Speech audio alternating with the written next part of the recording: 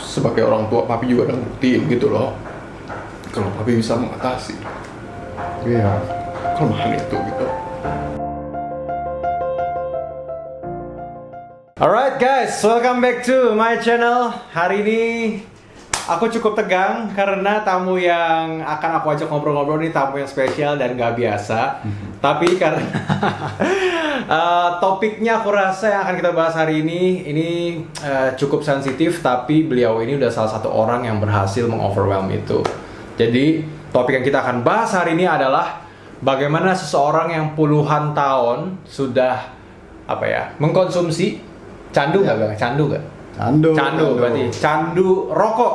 Oke, pada akhirnya bisa berhasil untuk keluar dari situ, bisa berhasil untuk sembuh. Nah, kita akan gali-gali dan udah aku undang seorang tamu yang luar biasa sekali, yaitu papiku sendiri. Yeay! Gimana nih? Jadi selama pandemi kesibukannya, ceritanya kan aku nggak tahu gitu. Iya.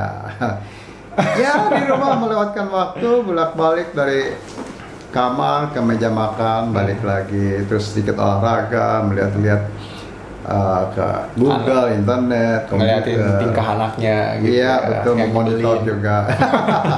Stres ya? Iya, tergantung gimana kita mengambilnya. Waktu itu, menggunakan waktu itu. Gitu. Tapi stres. Ada stres. Lumayan, ya pasti ada. Ada. Ya, tapi ya diambil positifnya lah. Oh gitu. Kalau dibandingin dengan coronanya ya lebih baik mengalah, menerima apa adanya gitu. Oke. Jadi tetap aja lah, maksudnya stres itu hal yang wajar lah ya untuk wajar, setiap orang punya itu. Perasaan itu. Oke, nah jadi gini Pi, jadi kenapa aku minta dengan kerendahan hati untuk Papi akhirnya masuk ke vlog aku. Meskipun ya teman-teman, papi aku ini termasuk orang yang sebenarnya kurang mau diekspos gitu. Jadi ya udah seperlunya aja lah, nggak perlu terlalu ditampilkan di media. Tapi akhirnya karena emang ini ada satu topik yang rasanya bisa dibagikan buat teman-teman, akhirnya nih bintang tamunya bersedia untuk sharing-sharing ya. Betul ya? Aku nggak memaksakan Pi. Enggak. Cuma transferan aman kontar. Aman. Udah tahu kan ya, nomor rekening aman. Oke, Pap. Jadi gini, pertanyaan yang mendasar adalah sebenarnya sejak kapan Papi dulu pertama kali nyobain rokok? Apakah emang Papi mau cobain sendiri atau ada temen Papi yang wah, cemen lu kalau nggak ngerokok, atau misalnya atau solidaritas kayak ayo satu geng ngerokok semua, atau gimana dulu pertama kali? Kapan dan kenapa? Sebenarnya sih waktu itu mulainya waktu SMA ya, umurnya kira-kira 15 tahun gitu. Bandel banget. SMA. Ya. Karena ya itu sebenarnya karena lingkungan juga dari teman-teman, di mana pada saat itu teman-teman yang lain juga udah mulai pegang rokok gitu. Jadi kita seakan-akan ya udah dalam lingkungan ini ikut tergabung, ikut solidar, ikut juga mencoba gitu. Yang mungkin pertama waktu itu minta atau dikasih dari teman. Tuh, enggak, minta atau dikasih, beda nih. Minta atau dikasih? Sebenarnya 50-50, minat ngerokok ada, terus temen kelihatannya itu membaca apa kita gaya air muka kita sehingga ingin ngerokok ya udah dikasih gitu. Berarti awalnya papi sempat enggak dulu gitu, meskipun lingkungan papi udah ngerokok. Dan itu udah hal yang wajar gitu dulu Pi, maksudnya. Dulu sih sebenarnya hal yang memang udah wajar lah ya kalau misalnya soal gitu ya. Apalagi pada saat dulu kan orang tua juga kurang memperhatikan soal kesehatan akan rokok ya kan. Nggak terlalu peduli soal itulah. Mereka apa anak-anaknya itu berbuat apa di luar gitu. Jadi diberikan kebebasan. Sebenarnya dilarang, bukan masalah dari segi kesehatan dan dilarang karena memang itu penghamburan daripada uang jajan gitu. Iya kan? Iya. Karena kan dulu ya uang jajan itu terbatas juga, nggak bisa dikasih kan, dan juga sebaiknya kan uang itu dipakai untuk makan di sekolah. Jajan di sekolah. Dan juga itu kalau saya jangan dipakai untuk merokok, karena itu memang akan mengakibatkan suatu ketergantungan kalau misalnya merokok itu. Iya. Itu resikonya. Berarti Papi SMA, jadi emang kayaknya ada pengaruh lingkungan, mau coba juga. Terus akhirnya muka-muka mupeng, akhirnya ada teman yang baik dan pengertian kasih Papi gitu lah cobain. Terus waktu Papi inget nggak waktu pertama kali Papi coba, gimana? Apakah Papi langsung, wih gila nih pria punya selera nih, atau batuk-batuk dulu dan langsung candu, itu gimana? Enggak ya, itu kebiasaan aja ya. Jadi biasa-biasa aja makan itu diisep rokoknya, nggak artinya tuh nggak berdampak sesuatu yang hebat atau merasa dinikmatin, enggak. Cuman ya Jadi makan kebiasaan. isep ya udah.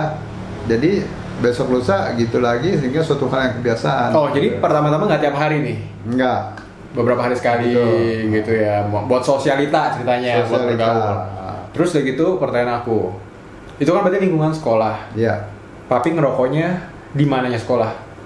Ya pasti di luar sekolah sih. Di luar sekolah? Sudah pulang sekolah atau Oh. sebelum sekolah gitu, sebelum masuk sekolah. Oke. Tapi basically kan berarti kan emang opa lu juga emang ngerokok kan? Betul. Berarti kan maksudnya papi Ya. dari kecil pun udah ngelihat opa emang sehari-hari ngerokok. Iya. Gitu. Nah sekarang waktu papi ngerokok, dulu kan papi berarti satu sekolah sama siapa? Papi Jinjin? Enggak, sendiri, dia sendiri. Oh, papi sendiri? Nah. Berarti siapa keluarga yang akhirnya pertama kali tahu kalau papi ngerokok? Siapa ya? Sebenarnya udah rahasia umum di antara kita pada ngerokok semua. Iya kan? Ya kakak-kakak ya pada ngerokok semuanya. Di Adik rumah? yang Di rumah ngerokok? Enggak, di luar juga. Di luar? Nah, cuma kita tahu bahwa ya pada ngerokok gitu. Pada tahu ketahuan Tahu. baunya gitu ya? Iya, betul. Nah terus akhirnya gini, akhirnya di titik apa akhirnya opa tahu? Apakah papi ngaku, Pi aku udah ngerokok nih gitu atau gimana gitu? Enggak ngaku apa-apa, pas kebetulan lagi ngerokok kelihatan aja. Ya sempet diomelin juga sih. Ya. Bilang, Oh ya, papi ya. bisa diomelin juga ternyata. Oh si opa sempat omelin. Iya, pernah dimarahin juga. Ah. Bahwa itu nggak boleh, katanya belum bisa mencari sendiri. Cari Sama duit. orang tua ya, Iya. yang masih harus apa arti itu memperhatikan anak dalam hal apa arti uang saku gitu. Oke. Jadi itu sebenarnya diharapkan jangan dulu lah gitu. Terus respon papi gimana? Ya biasa Mas kirim lah, kanan. iya gitulah. Kalau di depan orang tua ya iya aja itu. Good boy. Good Tapi kalau di belakangnya di luar ya udah beda lagi. Pantes aku begitu sekarang. Good boy orang tua. Oh gitu. Oke, jadi sebenarnya waktu dulu papi tahu nggak sih kalau misalnya dengan mengkonsumsi rokok itu sejauh itu loh dampaknya buat kesehatan sebenarnya? Apa nggak Pernah, pikir? tapi itu bukan suatu campaign atau suatu hal yang ditekankan pada saat dulu. Jadi di generasi tahun berapa ya, 60-an, 70-an, Iya. itu lingkungan tuh belum ada banyak AC. Semua sih ruang terbuka. Oke. Pohon pun banyak, hijau. Terus ruangan-ruangan pun jarang ruang kelas pakai AC, atau misalnya di mall-mall tuh belum ada. Bioskop pun masih boleh merokok karena memang AC-nya nggak ada, Iya. pakai jendela kipas angin gitu ya. Jadi sebenarnya perhatian orang terhadap rokok tuh biasa-biasa aja, nggak ada. Belum seboh sekarang. Belum sewa Iya. sekarang karena belum mengganggu satu sama lain karena ruang itu terbuka semua gitu. Iya. Jadi nggak ada ininya, nggak ada apa, Sosialisasi perhatian. masih kurang lah ya. Sosialisasi pun pada saat itu kalau nggak salah di kotak-kotak rokok ditulis kalau tidak salah merokok bisa merusak kesehatan, tapi ya nggak pernah dibaca, itu mah biasa aja. Tapi kalau sekarang kan kampanyenya kalau misalnya sampai ada gambar Iya. organ-organ yang rusak akibat iya. rokok itu. Oke. Itu jadi sekarang itu jauh berbeda. Dan juga lingkungan, kalau misalnya sekarang kita masuk ke mall itu ada yang ngerokok sedikit, udah mendapat perhatian dari lingkungan yang memang merasa terganggu. Oke. Ya kan? Dan juga satpam, penjaga-penjaga di mall pun Negor. udah Iya. itu sekali, ketat sekali menjaga itu. Berarti kesimpulannya dulu waktu papi sekolah pun kan papi dapat uang jajan. Berarti papi lebih memilih untuk merokok daripada jajan. Enggak juga, kalau misalnya memang kan rokok dulu boleh beli ketengan, Oke. istilahnya. Murah, lebih murah. Oh, iya. Jadi harga makanan sama merokok itu ya boleh bilang jauh lebih mahal makanan, sisanya buat beli rokok Masih cukup. masih cukup. Oke. Nah berarti kalau misalnya kita flashback progres papi dari dulu pertama kali ngerokok beberapa hari sekali, papi ingat nggak sih at what point gitu loh akhirnya papi bener-bener setiap hari, terus bahkan dulu waktu aku kecil pun seingat aku dulu papi setiap hari 1 bungkus. Betul, malah Berarti kan lebih 12 lebih. gitu kan. Maksudnya Nah, istilahnya itu 1 bungkus itu kurang tepat ya. Biasanya itu hitungnya Berapa batang? 12 ya, Malah kurang kalau lebih ya. 1 bungkus sekarang tuh ada yang isi 10, ada yang isi 12, 16, 20 gitu kan. Biasanya tuh bisa sampai 30 batang per hari gitu. Oke. kalau misalnya lagi 30 batang itu kan berarti kita aja rata-rata misalkan di luar tidur 8 jam berarti 16 jam kita beraktivitas lah gitu Iya. kan. Berarti 1 jam itu bisa 2 batang rata-rata ya malah kadang-kadang lebih. kalau yang ngumpul. Jadi 1 jam itu bisa tiap 10 menit ngambil ya, atau 15 menit 4 batang bisa. Tapi ada jeda tertentu misalnya yang nggak nggak merokok gitu ya. Yeah. Nah ya kalau di rata-rata ya seperti itu. Oke. Kalau misalnya 30 batang bagi 16. Nah sekarang apa yang buat Papi akhirnya meningkat gitu loh? Apakah dulu Papi ngerasa stres atau pelarian atau berasa ya udah ini lifestyle gue gitu loh, pergaulan gue. Apa yang membuat akhirnya Papi bisa terus dari beberapa hari sekali akhirnya jadi candu selevel itu gitu loh? Nah ini sebenarnya juga menjadi tanda tanya banyak orang ya sebenarnya. Apa sih sebenarnya yang nikmatnya daripada rokok gitu ya? Apa yang menyebabkan itu jadi banyak ngerokok? Nah itu sebenarnya kalau dilihat enaknya pun nggak ada rasa enak yang dari rokok itu. Nggak ada. Terus terang nggak ada. Malah kalau misalnya orang tanya gitu, apa sih rasanya ngerokok enak nggak sih? Kadang-kadang jawaban itu dalam berupa candaan, mereka bilang justru nih mau cari enaknya jadi ngerokok terus. Itu candaannya itu. Jadi mencari terus ya, mencari dengan gigi. Oke. Mencari Iya. kenikmatan itu sebenarnya apa gitu. Nah sebenarnya Papi baru tahu ya kenapa sebenarnya orang tuh dengan intens ngerokok itu meningkat. Ya pada saat itu Papi udah selesai bisa sedikit menjauhi rokok-rokok ini. Ya ini sebenarnya rokok itu sebenarnya hanya sebagai balancing daripada perasaan kita sebenarnya. Pelarian atau balancing menurut Papi? Balancing. Jadi pelarian itu ya bisa juga. Jadi dengan dia ngerokok, dia melari ke rokok dan itu terbalancing perasaan kita. Iya. Ya.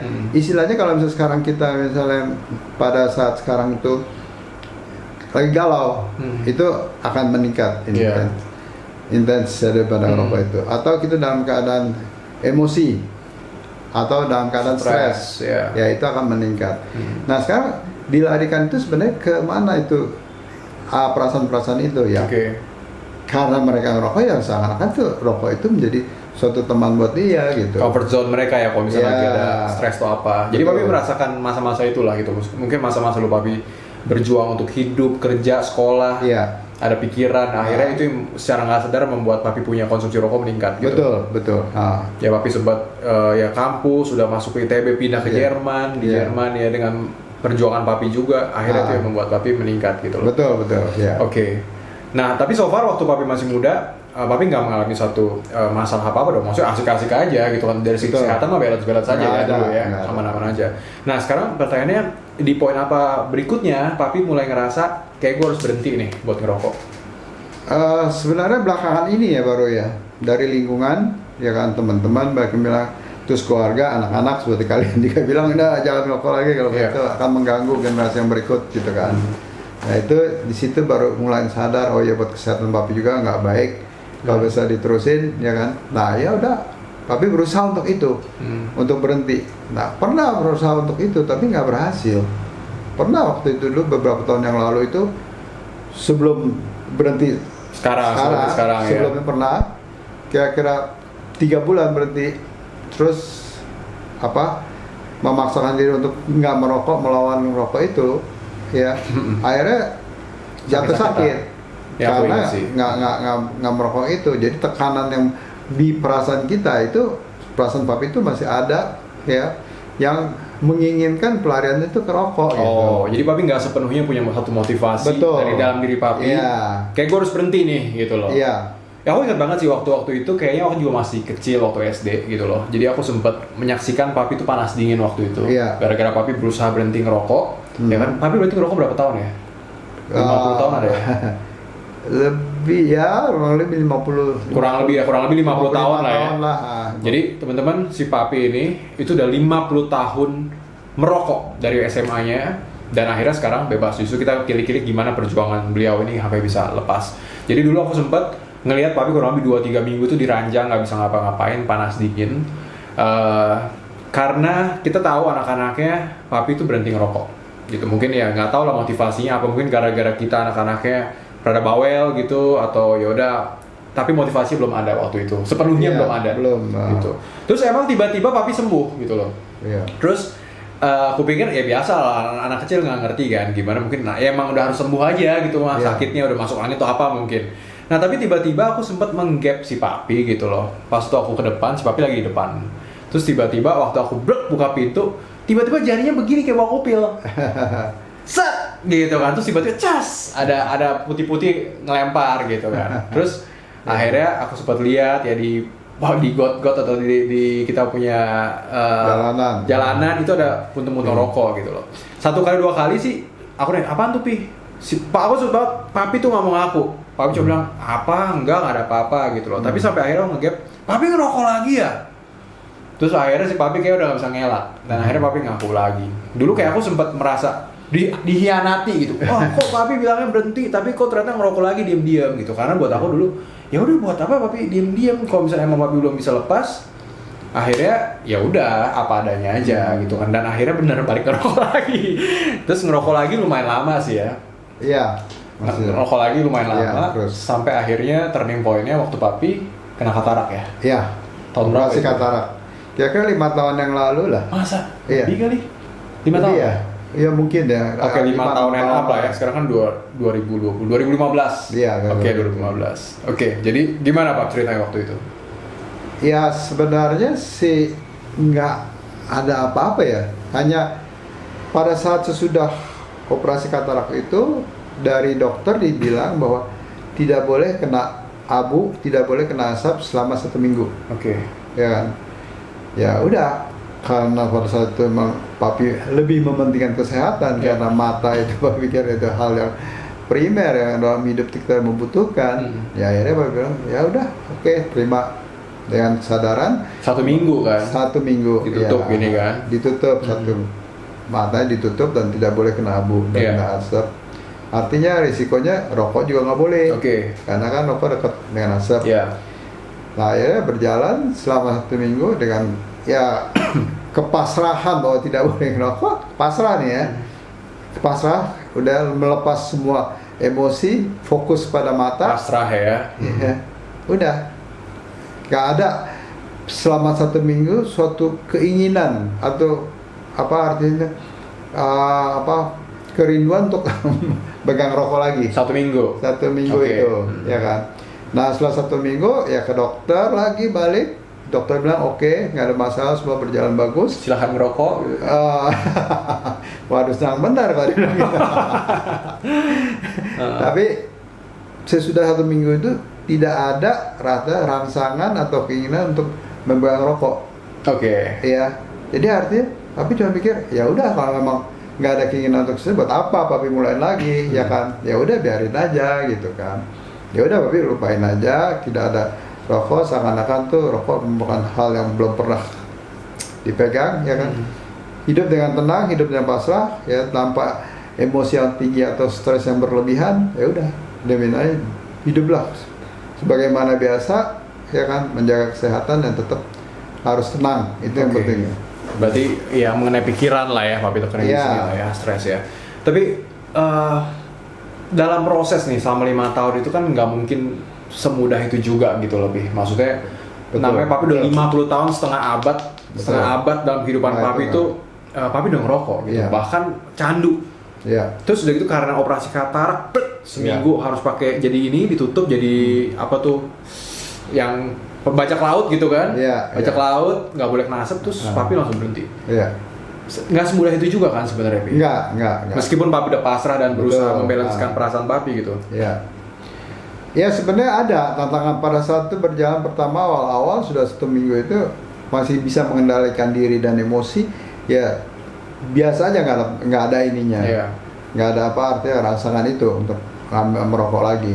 Nah setelah kira-kira 1 tahun, ya itu timbul suatu perasaan, rasanya kok ingin merokok, malah kadang-kadang dibawa mimpi untuk Wow, seakan-akan sampai merokok. mimpi ya? Iya mimpi. Ah. Kalau pada itu apa kok jadi ngerokok lagi gitu pas udah bangunnya, sayang dong ya, udah padahal udah bisa puasa sampai 1 tahun Iya. nggak ngerokok, tapi kok kok sekarang ada penyesalan pada saat itu untuk ngerokok pada saat itu, padahal ya bagusnya cuma mimpi gitu. Iya. Nah, Itu udah. mungkin di bawah sadar emang ya ada keinginan yang terpendam lah betul. gitu loh ya. Tapi itu papi lawan. Oke. Jadi pada saat sadarnya itu dan keinginan untuk merokok tuh papi lawan, artinya bukan melawan dengan suatu emosi, bukan, tapi melawan dengan berpikir lebih flashback pada saat operasi itu kok bisa gitu. Oke. Iya kan, bisa melewati perasaan itu gitu. Kenapa sekarang enggak? Sebenarnya di mana letaknya? Iya. Nah ini berusaha menganalisa. Kalau berusaha menganalisa, kenapa sih harus artinya merokok atau misalnya ada terangsang untuk merokok gitu Iya. ya kan? Ya akhirnya papi bilang ya coba ya pikirin, dan ternyata bahwa kuncinya itu adalah kesabaran dan ketenangan. Ya kita jangan emosi, jangan pernah mau stres yang berlebihan. Iya. Ya kita tetap tenang aja gitu. Jadi sehingga kita tuh lupa Bisa kontrol lah ya. bisa kontrol apa yang menjadi keinginan kita dalam diri gitu. Dan emang nggak mudah sih teman-teman. Kalau aku flashback dulu waktu papi awal-awal operasi, itu sudah gitu berusaha untuk lepas rokoknya. Aku sempat ngeliat ada masa-masa papi itu lemes. Iya. Dan siang itu aku nggak biasa melihat papi yang biasa sangat aktif gitu ya, ngapain kerja, bahkan kalau di depan komputer tuh bisa seharian lupa waktu. Sekarang aku ngeliat papi kayak duduk di sofa tiduran siang-siang gitu loh, Iya. kayak lemes. Terus udah gitu bangun makan, akhirnya nggak lama tidur lagi. Itu sebenarnya bentuk perlawanan papi itu gimana waktu itu? Enggak, memang itu suatu gimana ya? Itu untuk itulah yang membuat kita tuh tenang gitu. Kalau misalnya kalau misalnya kita udah merasa oh ya kita udah terlalu jenuh dengan sesuatu ya, itu lebih baik kita menghindar, kita menjauhkan diri, tenangin diri kita supaya emosi kita tuh tidak terbawa untuk mengambil jalan pintas lagi ke rokok itu. Jadi itu sebenarnya harus di-maintain perasaan kita itu. Nah oke, kalau dari perasaannya begitu Pi, cuma kan ada bilang nikotin kan di badan papi, di darah papi gitu. Iya. Maksudnya banyak orang yang merasa kalau misalnya nikotin kagak diisi lagi nih, itu jadi satu ya sakit lah atau apalah badannya. Nah papi merasakan itu nggak waktu itu? Rasanya itu buat papi nggak terlalu itu ya, bukan merupakan beban atau merupakan suatu hal yang memang terlalu heboh di dalam diri papi ya. Kalau mungkin dari segi makanan pun kita misalnya hal itu ada terjadi ya, kita bisa artinya itu alihkan mungkin dengan cara makan kita itu akan bisa tersubstitusi lah, diatasi. Papi larinya kemana? Ke makanan apa dulu? Sebenarnya nggak ada makan apa-apa ya, nggak ada yang khusus gitu. Cuman ya memang senangnya makan manis saja udah gitu, nggak ada apa-apa. Tapi itu juga dalam hal terbatas nggak. Oke, soalnya kalau misalnya lari ke manis juga bahaya. Berarti ngerokok malah diabetes gitu kan. Oke. Nih Pak, aku sebenarnya ada satu pertanyaan gitu loh. Ini pertanyaan terakhir buat aku, buat papi. Jadi sebenarnya waktu papi operasi katarak gitu kan, itu kan kita semua kaget. Iya. Gitu. Dan istilah kita sama-sama tahu operasi katarak waktu dulu di zaman 5 tahun yang lalu itu benar-benar bukan operasi yang murah juga. Iya. Gitu loh. Nah sekarang aku mau nanya sama papi langsung gitu loh. Maksudnya dengan dulu ya kita keluarga anak-anak itu meyakinkan papi, ayo papi jangan takut apa-apa gitu loh. Maksudnya mengenai biaya atau apa biar kita yang handle anak-anak. Terus bahkan Iki sampai pulang dulu.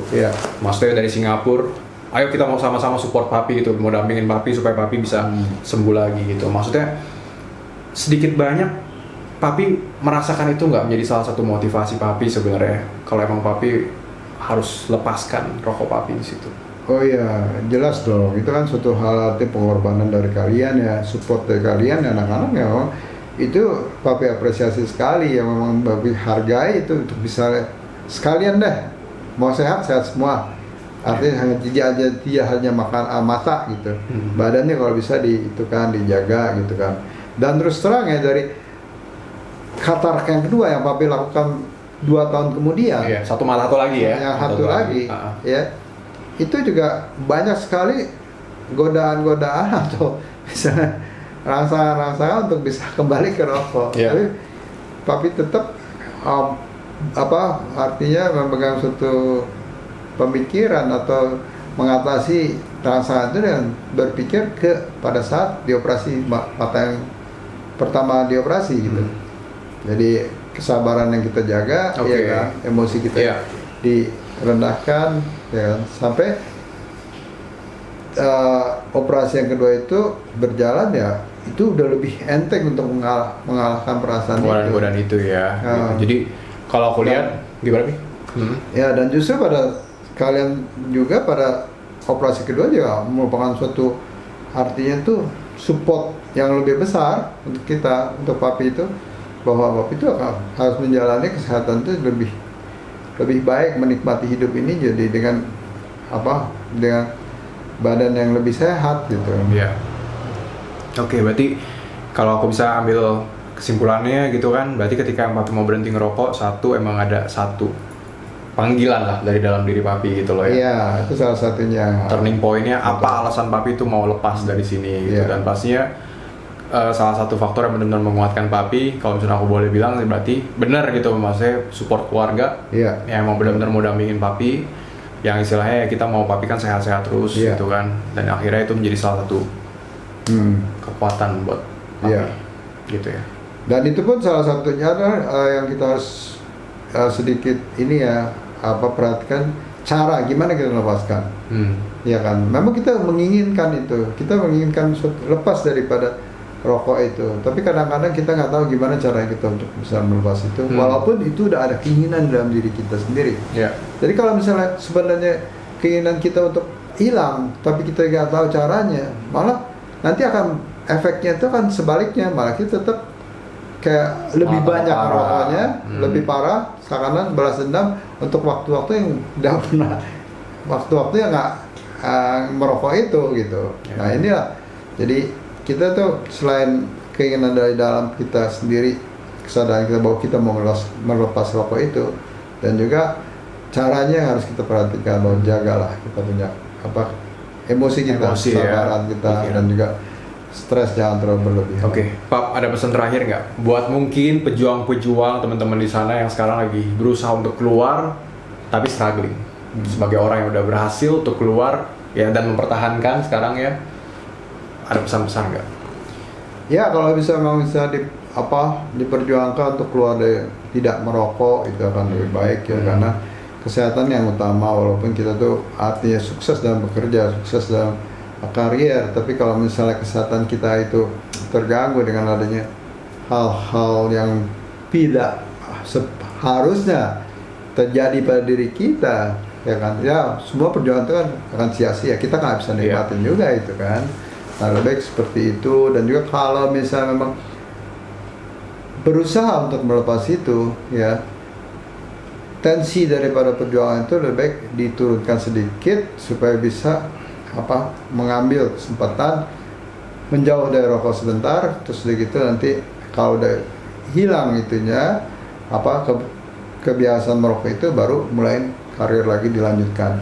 Itu sebenarnya hal yang penting deh kalau misalnya dilihat. Bukan karena kita tuh artinya hanya mau doang tapi tidak melakukan apa yang menjadi cara yang harus kita kita ambil atau kita lakukan untuk menghilangkan itu. Itu sebenarnya hal yang paling penting deh. Kadang-kadang kalau misalnya karena kita keinginan untuk melepas, itu ada dampaknya pada suatu saat kita akan, walaupun dalam 1 tahun udah bisa lepas, di tahun berikut itu akan bisa timbul lagi gitu, kalau misalnya kita nggak mengontrol diri kita, nggak mengontrol emosi kita. Oke. Aduh, berlinangnya dia nih.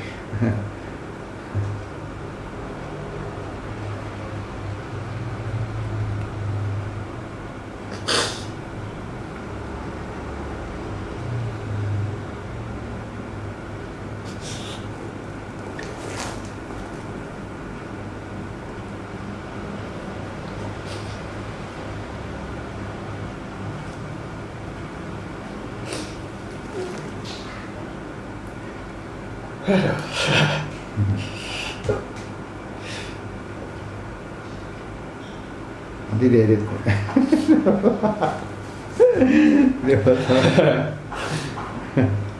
Apalah. Ya buat aku sebagai anak ya dia.